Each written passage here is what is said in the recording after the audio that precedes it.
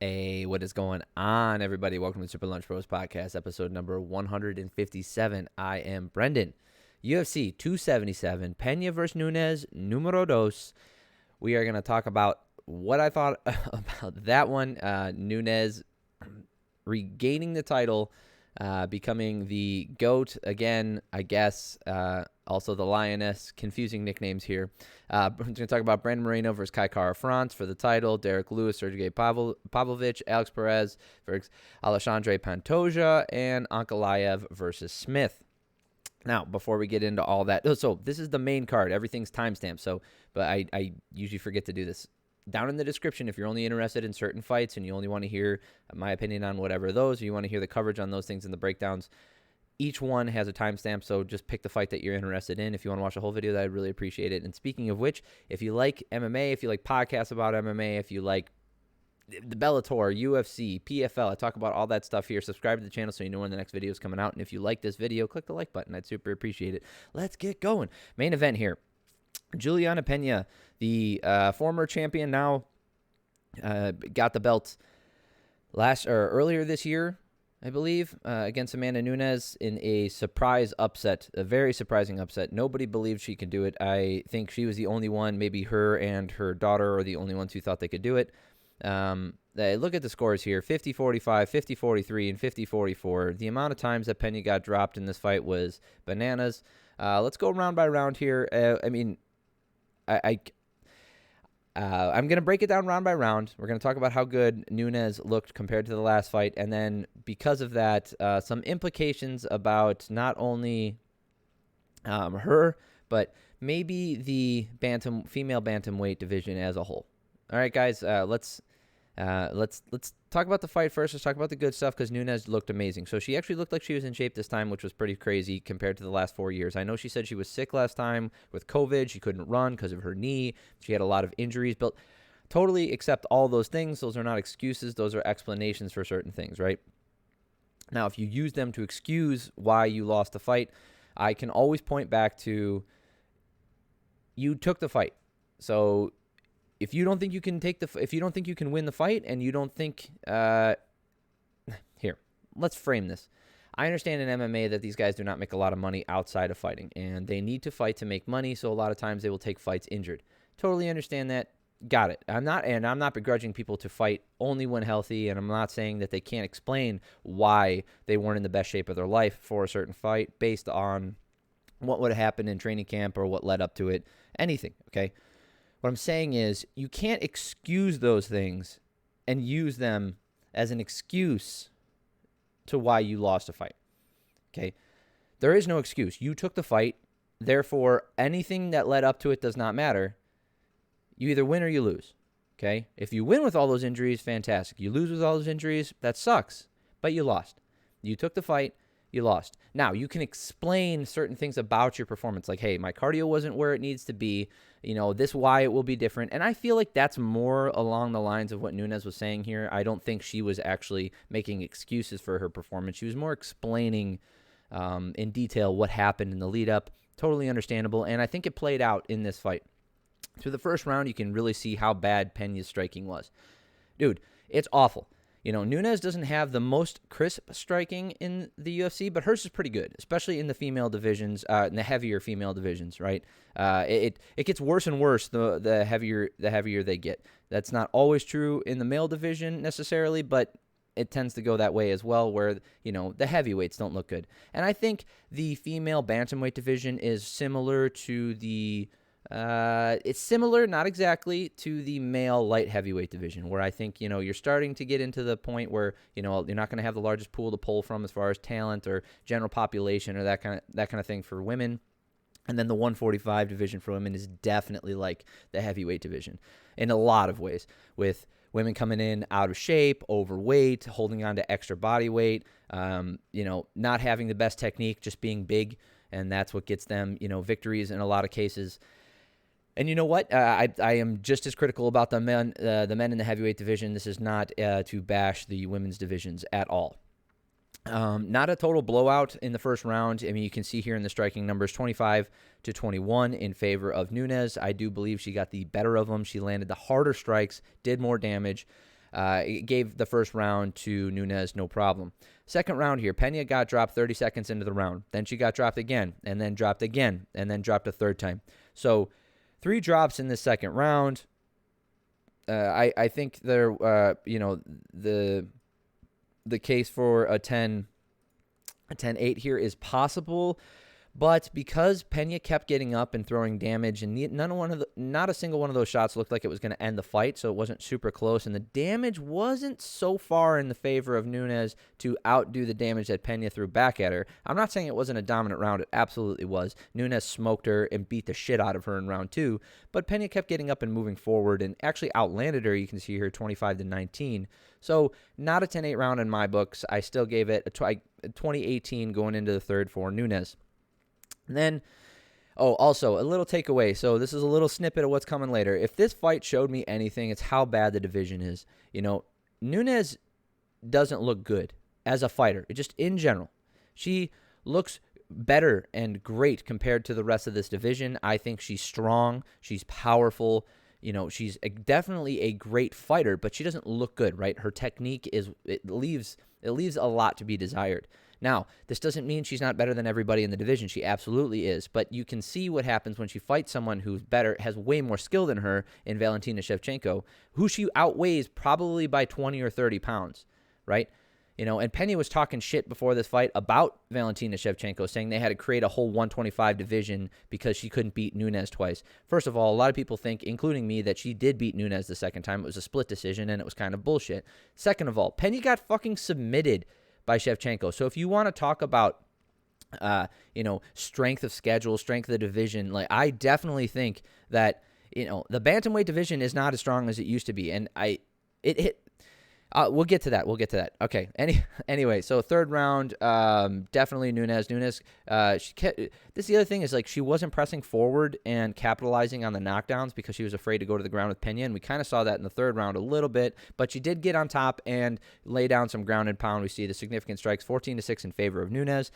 Great. Good round for her. This is one of those rounds I could see maybe giving a 10-8 to because, Pena didn't really do anything. Fourth round, more of the same. Pena kept getting cracked on the feet, goes down to the ground eventually. I think she just kind of accepted the position at this point. She just accepted her being on her back. Threw out some submission attempts. You can see here there was more than that. There was more than one submission attempt in round 4. There was one very close one where she had Nunes compromised. She had her in an armbar. It was against the fence that kind of saved Nunes, but good positioning from Nunes. Bad for Pena just to keep accepting the back position, and because of that, she easily lost this round. I gave that a 10-8 as well to Nunes. And then this last round was Nunes just sitting on top and Pena just not being able to do anything offensively pretty much at all. Pena only landing 4 significant strikes, not really throwing up any submission attempts, and actually getting very nearly submitted by rear naked choke from Nunes in this last round. Nunes smoked her. I think this is how the first fight should have gone. I think this first fight would have gone like this if Nunes gave a shit and she was properly prepared, because this whole thing, again, I didn't explain it at the top, Nunes saying like, I was injured and blah, blah, blah. She's been holding on to weight for a few years now. Okay, this is not a criticism on her physique or how she looks or anything. It's just she's holding on to extra weight that she didn't need to. And why did she do that? Because she didn't need to lose it. She was beating the shit out of everybody, and she was fighting up a division at 145, which doesn't fucking exist. Second thing about that, calling her the double champ, returning to the double champ status. She's not a fucking double champ, guys. There's no division. You want to see the featherweight division? This is the featherweight division. That's not, one fighter does not a division make. How can you be the champion of a division that doesn't exist? There's nobody here. Name me another featherweight in the UFC. Megan Anderson's not there anymore. Name me a true featherweight in the UFC. Now, you might be able to pull one out of your ass, or if you're a super diehard, you can remember a couple ladies that have fought in the featherweight division recently. I can't think of one. And that's not by design. They just don't have a lot of talent to pull from. And some of them are going elsewhere, like the PFL.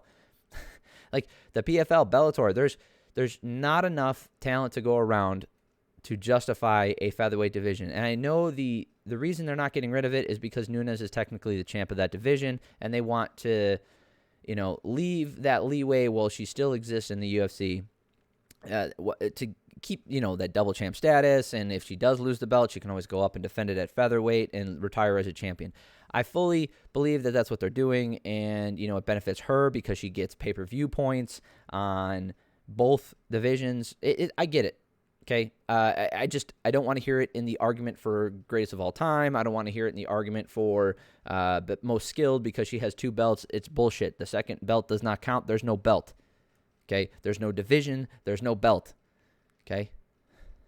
No body, no crime, Sean. I just watched that episode of Psych again. Listen, I know this sounds like I'm shitting on Nunes. I'm not. Okay. I think she's the best in the bantamweight division. And I also think that, guys, historically, let's go back, and not with rose-tinted glasses here. Let's look at the bantamweight division. Look at the bantamweight division. Remember when Rousey was on top and no one could touch her? Did anybody look good in the division then? And remember when Rousey got knocked out by Holly Holm, who had questionable decisions leading up to that fight and didn't look good, and then got that knockout and hasn't really, she's had knockouts here and there since then and had okay fights. She's had some competitive fights, but hasn't really dominated the division or looked good since then.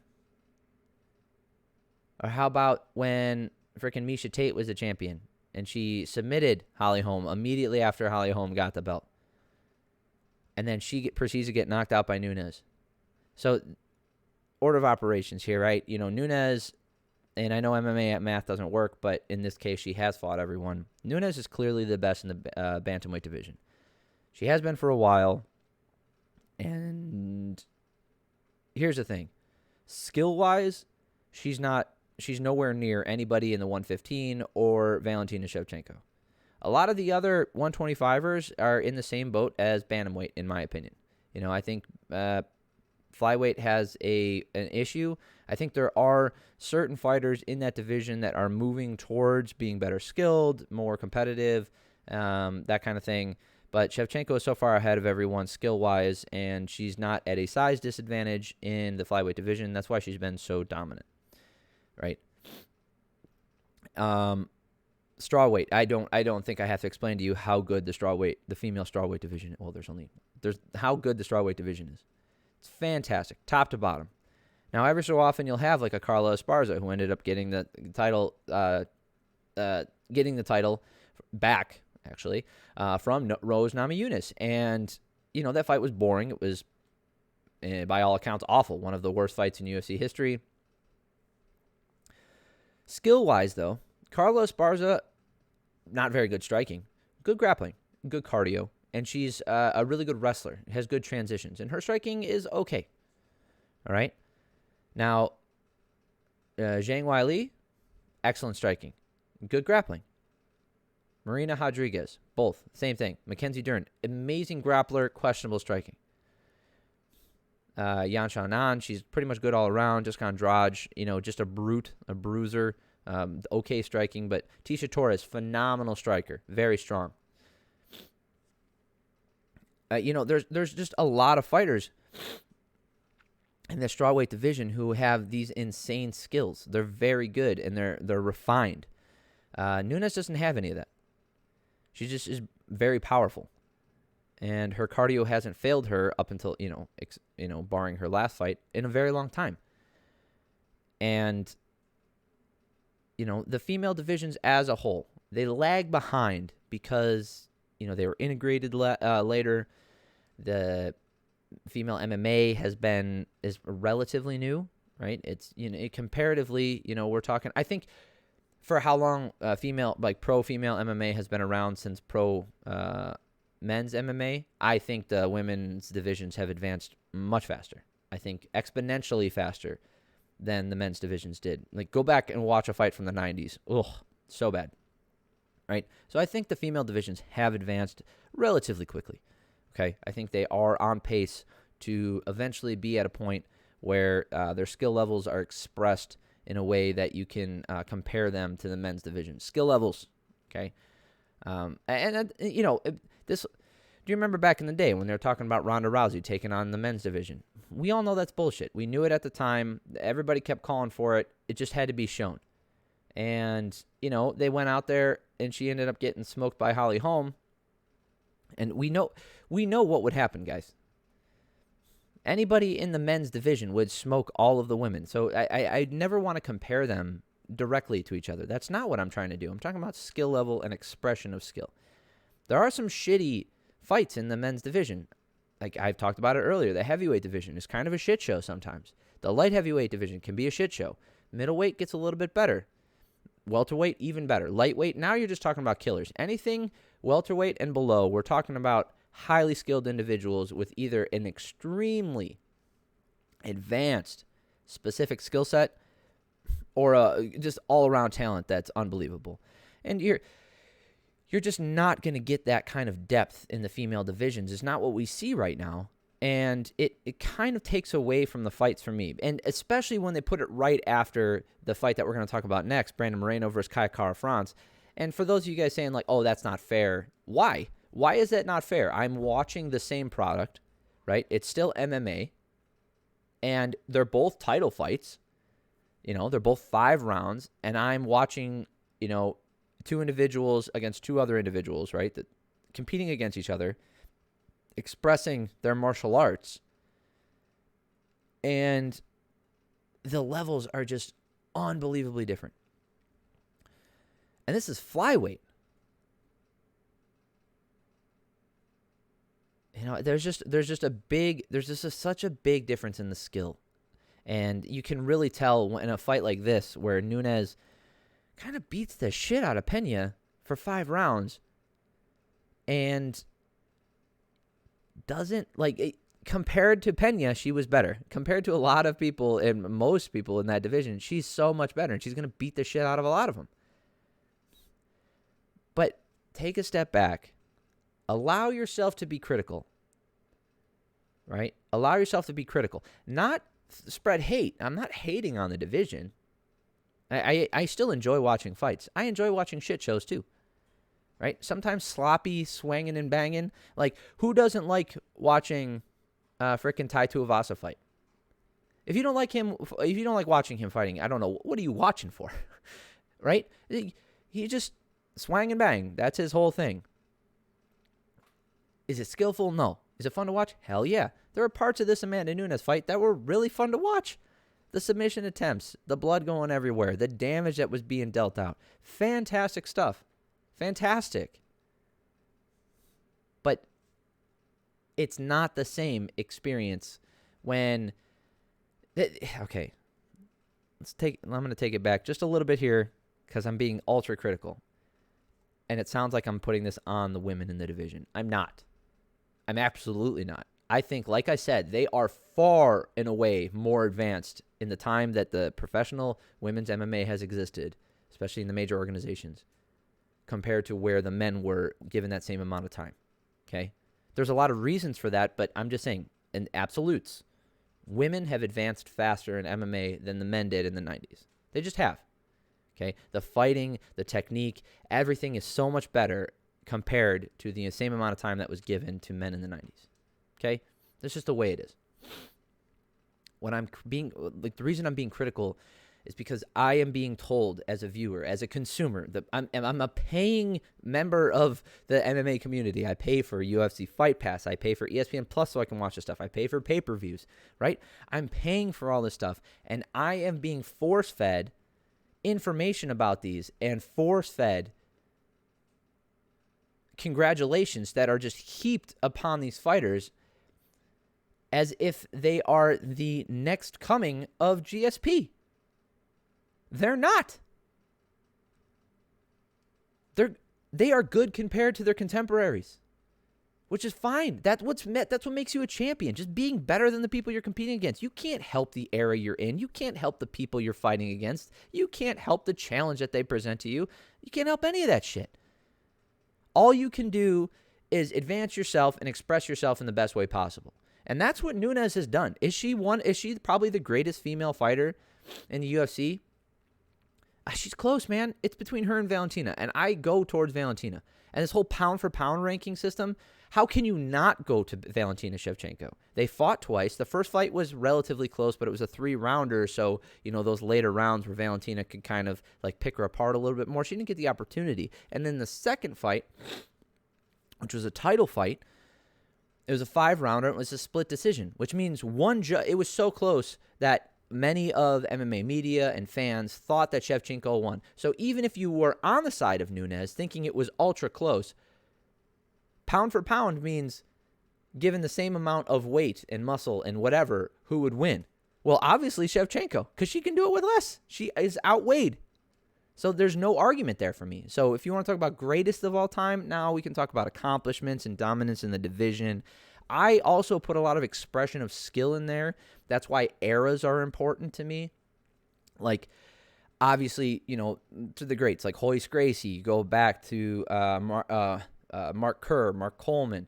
Into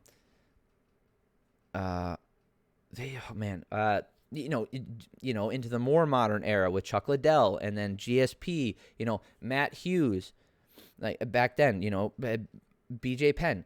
For each of their time, they have an era that they dominated, right? Or, were champions in their own respect. Because of that, you can look compared to their era, but would you consider Royce Gracie the greatest mixed martial artist of all time?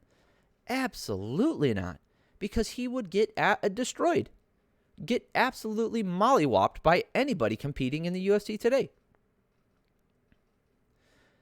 The closer you get to the modern era, now you start to find people who can compete. Like, do you think Matt Hughes would be competitive in the 170 division?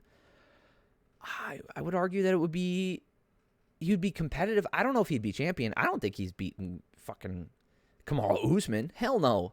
A guy who can wrestle just as good as he can, but also has better striking? No. Matt Hughes ain't beating him. Matt Hughes ain't beating Colby Covington. Do you know what I mean? So that's what I say. Like, compared to her contemporaries and the time she competed, and because there was crossover and it was long enough during that time and they did fight each other, Nunes is the greatest bantamweight. She just is. And she's the greatest of this era for sure in that division. I think Shevchenko is a better fighter. I think Shevchenko is a better pound-for-pound fighter. And there's no solution here. There's no problem. It's just time, and shit will happen. It will advance as it goes. Man, I've been on this for a while. I went off on a huge tangent, but this is what I was thinking about while I was watching this fight. I wasn't as invested in this one because I kind of saw how it was going to happen. And let's be honest with ourselves. Like, we all saw this was going to happen, right? So the takeaway for me wasn't, who's going to win this fight? And look at this position that they're in. It was more like, how does this compare to the men's divisions when I watch this stuff? How does this compare to women fighting 10 years ago? How does this compare to men fighting 10 years ago? Do you know what I mean? That's what I was thinking about. And that's kind of what I've come away with here is the commentary is what's driving this disdain. I don't have disdain. The commentary is driving the disdain. I'll say disdain. But it's just for the commentary. It's just for the comparisons. Right? I didn't hate Ronda Rousey's fighting style. I didn't hate Ronda Rousey's skill set. I hated the fact that they told me Ronda Rousey could beat up men in the bantamweight division. No, she fucking couldn't. No, she couldn't. No. Absolutely not. They were talking about her being able to fight for, like, the champions in those divisions. Get the fuck out of here. That still rings true today. That's what I don't like. That's what I have disdain for. That's what gives me a sour attitude when I come into these fights, is being force-fed this congratulations, like I said. Like, they're just heaping on praise, and I'm supposed to just accept it. Like, she is the greatest. Man, what an incredible athlete she is. Look how good she is compared, like, holy moly. We can be critical and still allow for praise at the same time, okay? We don't need to go overboard in either direction here. And I think I've gotten that across. Like, I do think Nunes, compared to her contemporaries, is far and away the best fighter in this division. I think her expression of skill, with her strength and her power and her just ability to sustain her skill set for as long as she has. I think it's incredible. I think she's done an amazing job, and I think she's one of the best female fighters. I think she's a great example for female fighters. I think if you want to learn how to fight in MMA, maybe she doesn't have the best fighting style for you to emulate, but I think as far as what she's done in the division and how she came about, having problems with her cardio, and she's fixed a lot of those issues, but really she just waited out the division until she could, compete with the people who were at the top. And dude, her longevity, that's impressive. Longevity in any division is impressive. Even if you're not the champion, longevity in MMA is impressive. Being able to constantly compete against the new fighters, the new talent, everybody coming along. Nunes has been able to compete against all of them, and she's beat most of them. Right? So, congratulations to Nunes. I think she's incredible. I think she can do this for, 3-4 more years for sure. I don't know about, a decade. But, age is going to catch up to her at some point. She clearly has issues. She took some damage in this fight. She got hit a lot. And there's a way to beat Nunes. I can explain it to you right now. And I know the coaches know how to do it. It's just about getting someone who can implement that game plan effectively, right? Because Nunes is very strong. She's big for the division. She hits hard. So you have to get across that puzzle. And she's a decent grappler. Like, she's actually a good grappler. So, if you can get your grappling on point and you can poke and prod and make her work and out-cardio her, you win. You win 9 times out of 10. Okay? That is the solution to the Amanda Nunes puzzle. It just is. You stay competitive in the grappling, you don't allow her to rest, and you poke and prod and make her work. You don't have to knock her out. You don't have to submit her. You just have to make her work and not give in. And that's kind of what Pena did in the first fight. And Nunes coming in compromised. Her threshold wasn't as high as it could have been, and that's why she lost. All right, I think I spent enough time on this one. Congratulations. I mean it. To Amanda Nunes. She's an amazing fighter. I think she's incredible. I think what she does for the sport is incredible. I think it's fun to watch her fight in general. I do. I like watching her fight, but I'm just sick of commentary telling me how good her striking looks. It doesn't look good compare her to Shevchenko. Shevchenko has excellent striking. Joanna Jędrzejczyk, excellent striking. Okay? Weili Zhang, excellent striking. There are some beautiful strikers in the female divisions. Pena is not one of them. Sorry, Nunes is not one of them. Pena is definitely not one of them. She is horrible. And Pena's grappling isn't even that good. That was her. Okay, anyway. Because that was her whole thing. Like, whoa, she's such a good grappler. She's going to be able to do all this stuff. Did she, though? I don't think so. All right, let's talk about Brandon Moreno versus Kai Kara France. Numero dos. They fought before. Brandon Moreno getting the better of them. I think it was a 3-round. I think it was a decision, right? Did he finish him in the 3rd round? No, it was a decision. Yeah. This fight was ultra competitive. Very competitive, very fun to watch. Highest expression of skill that you can see in MMA. Not just the UFC, in MMA in general. Right? And this is kind of what set the bar for me and why my expectations going into the next fight, going into that Pena fight, I think it kind of elevated my my threshold for what I was looking for. So, Brandon Moreno getting the win here. It was a close fight, and I think if they fight 10 times, Moreno probably comes out on top 7 or 8 of them. But France was in there. France was in there competitive the whole time. He stayed competitive in the fight. He stayed, he had his moments. He was doing a lot of damage, and he cut Moreno open. It was a close fight. So Kai was taking the center starting the fight, which, he was needing to do. Couldn't allow Moreno to press forward. And both guys were landing great. They landed these really good right hands in that first round. I thought it was pretty even in the first round. And God, the patience and the technique. Look at this is what patience is. This is not hesitation. This is not confusion. This is not laziness. This is not conservation. This is patience, right? They attempted 26. Moreno attempted 26, and France attempted 23 significant strikes in that first round. And then in the second round, 49 to 36, and then 76 to 51 in that third round. Right, second and then third round. That is what patience, making your reads, okay, and then trying to implement your solutions to the problems that. Oh, good grief! I didn't pull this up for you guys. Sorry. Implementing your solutions to these problems, and that's what I loved about this. Seeing the patience, seeing the time that was taken, you could see them thinking with their actions. I love seeing that stuff. Okay. Now, again, I am heaping praise on these guys because I think there is something to be said for actual martial arts being taken place.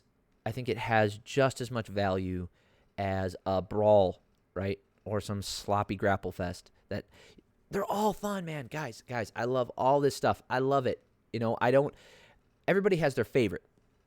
And in the moment, based off of what kind of day I had, what time I'm watching these fights, whatever. I might like one or the other, but like this fight was just chef's kiss. It was perfect. I loved it. It didn't even go all 5 rounds. Brandon Moreno got the finish in the third. In the second round here, I gave that first round to Moreno, but it was real close. And I thought Moreno landed some of the bigger shots. But if you gave that first round to France, totally fine. Second round, ultra close again. Moreno, 16 to 15. As far as significant strikes go, Moreno had more output, and that's what I wrote down anyway. He had more output, and Kai needed to turn it up and kind of maintain that same kind of pace in order to keep up and kind of get his rounds back.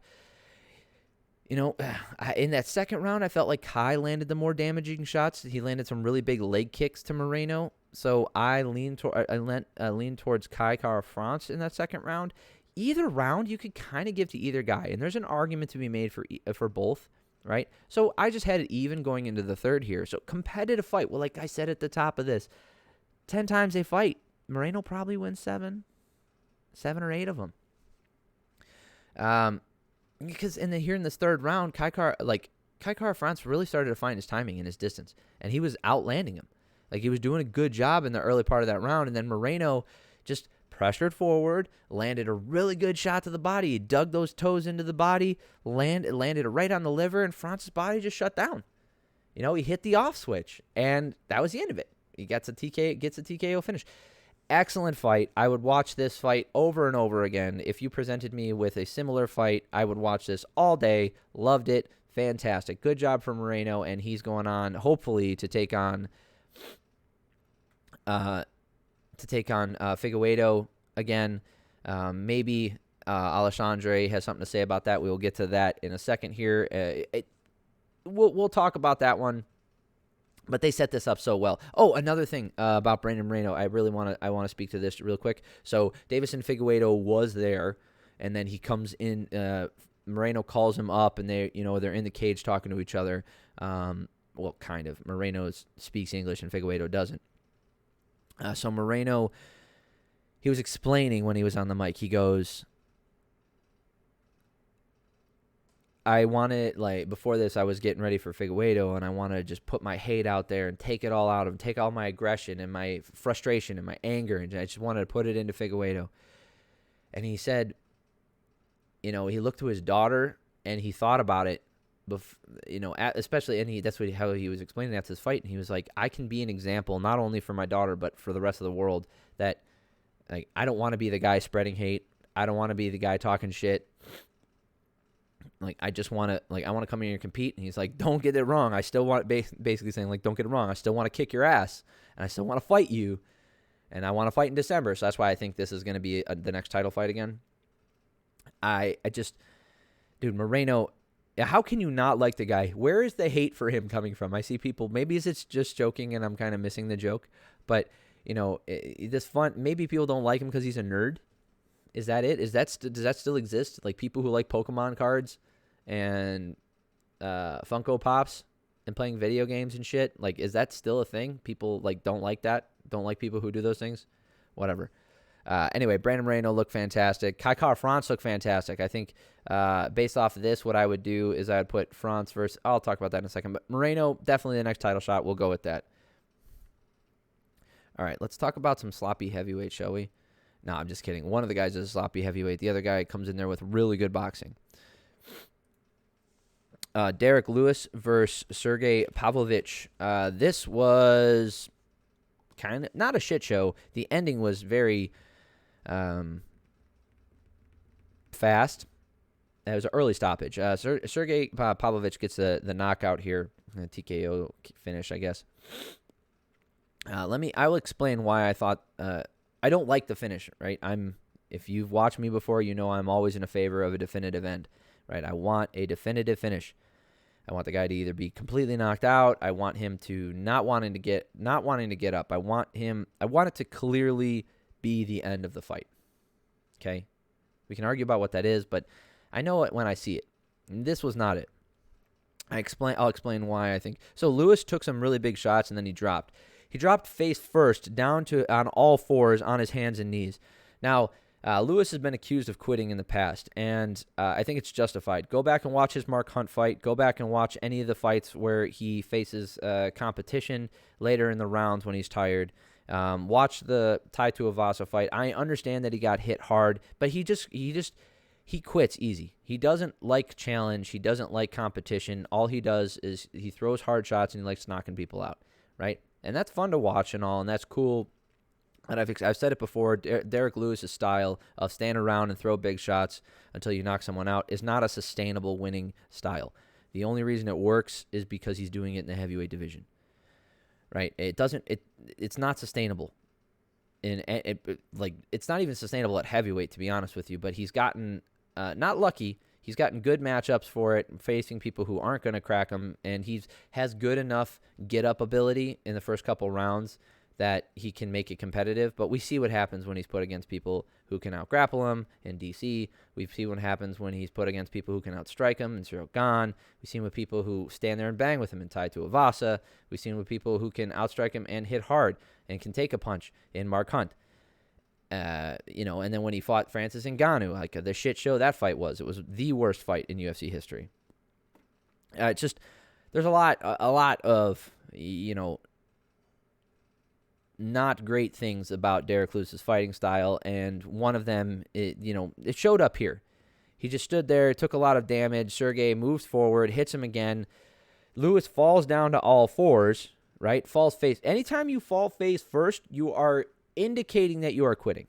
Okay, he was not going for a takedown. I do not want to fucking hear it.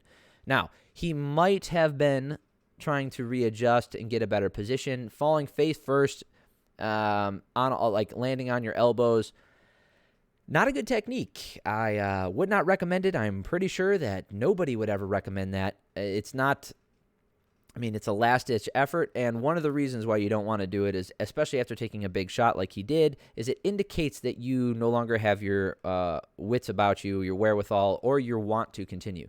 So he goes down to all fours. Sergei lands a couple really big ground and pound shots. Nothing that obviously didn't knock Lewis out. And then Miragliotta steps in right there, and then Lewis stands up. So was it an early stoppage? Absolutely. Do I understand it?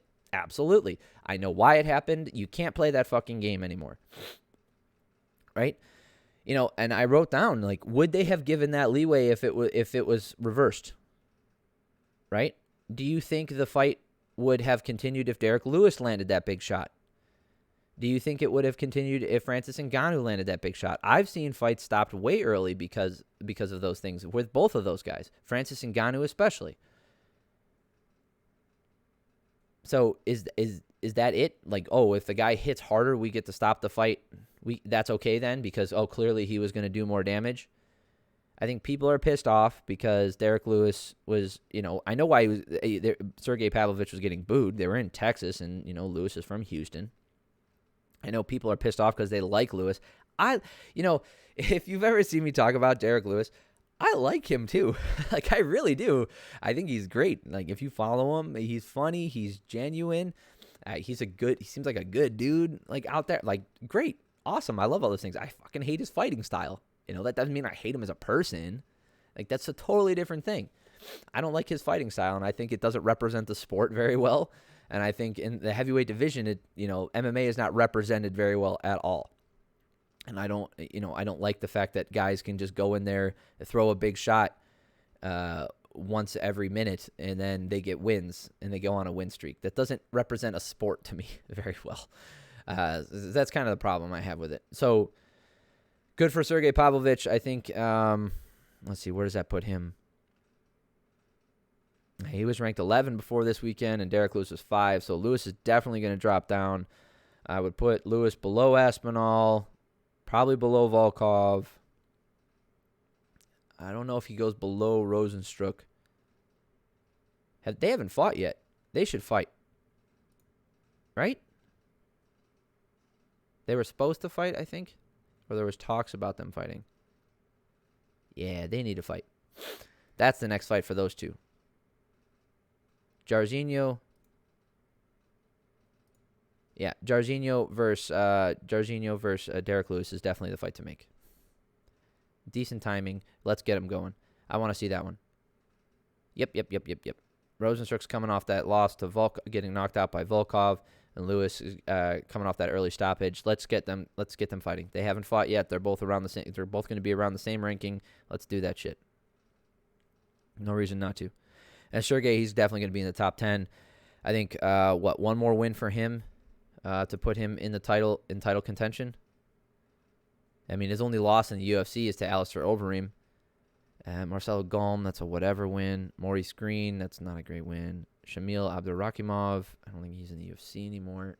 No, I'm pretty sure he fights it for PFL, right? No, he doesn't. That's it. No, that's Omar Akhmedov. Wait. Yes. So, like I said, one more win and puts him in the title conversation. Doesn't give him a title shot. One more win puts him in the title conversation. So maybe have him. Damn, man. You could have him fight Curtis Blades. Ty's already fighting Cyril Gane. Oh my God! Just make the Miocic fight with Blades, please. Please, just once. I just want to. Come on, guys. I just want to see it. All right. I mean, yeah, that was a sloppy fight. It's unfortunate the way it ended for Derrick Lewis, but this is one of those things where it doesn't really hurt his stock because he's not going anywhere. People are still going to want to watch him fight, and he's not going to drop in the rankings too much. All right, Alex Perez versus Alexandre Pantoja. I think that's how you spell it, Alexandre, or how you pronounce it, Alexandre, not Alexander. Alexandre Pantoja. Dude, came out guns blazing, holy shit, just pressing forward, throwing like nobody's business, just comes out. Like Perez turns his back, 2 minutes into the fight? He wasn't getting damaged, he just turned to adjust, and then Pantoja jumps on the back, throws in the rear, eventually gets a rear naked choke in the finish in the first fucking round. Holy shit, this guy wants a title shot. And I already talked about this division, and it's unfortunate that the timing is not great for him because, Moreno and Figueiredo kind of have some unfinished business, with the draw. Each one of them has a win. And the last win was, disputed. A lot of people thought Moreno won that last fight. So, Figueiredo doesn't feel like a genuine champion yet. It's got that Max Holloway, Alexander Volkanovski vibe about it. So you want that definitive end, and let's see what happens. That being said, Kai Kara-France taking on Pantoja. That's awesome. Askar Askarov coming off that win against, let's put him against Pantoja. And then the winner of that definitely gets the next title shot. Maybe France, drop him back down. He could take on Brandon Royval again. That was fun. You could have him take on Alexander Perez, who coming off that loss to Pantoja. Matt Schnell coming off that win. So, you could have him take on somebody who's on their way up maybe. But I would hazard to guess that Pantoja's not getting the next title shot unless Figueiredo drops out or Moreno. Yeah, unless one of these guys drops out, maybe, the next guy definitely is Pantoja. Kai Kara-France, it's unfortunate that he didn't get the win here because, he was on such a good streak and taking out, what's-his-face? Dingling that the UFC pressed forward. No, that doesn't matter. But yeah, knocking the shit out of him. Anyway, Yeah, Pantoja looked great. I think he looks good, man. And he's got a win over Moreno. So, if Moreno does get the title, there's something to be said there. Yeah, I already have that story. It's fun. Good storyline. Good fight. Fantastic. I love this division, man. It's one of my favorite. I'm so glad it exists. I really am. I can't believe it almost went away at one point. It doesn't.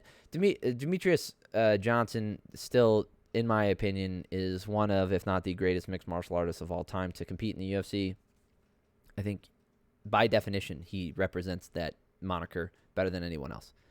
I think mixed martial artist is exactly what he was, and he was the best at it. He just dominated with mixed martial arts. And I know I'm using that as like a technical term, and like you're saying, oh, that's a technicality. No, I just mean it. I really do. He just expressed mixed martial arts the way, every which way you want. He is so good. I think one of the greatest pound for pound fighters of all time. I put him up there with GSP, and I put him up there with Anderson Silva and Fedor. Way down the list now you get into John Jones, and I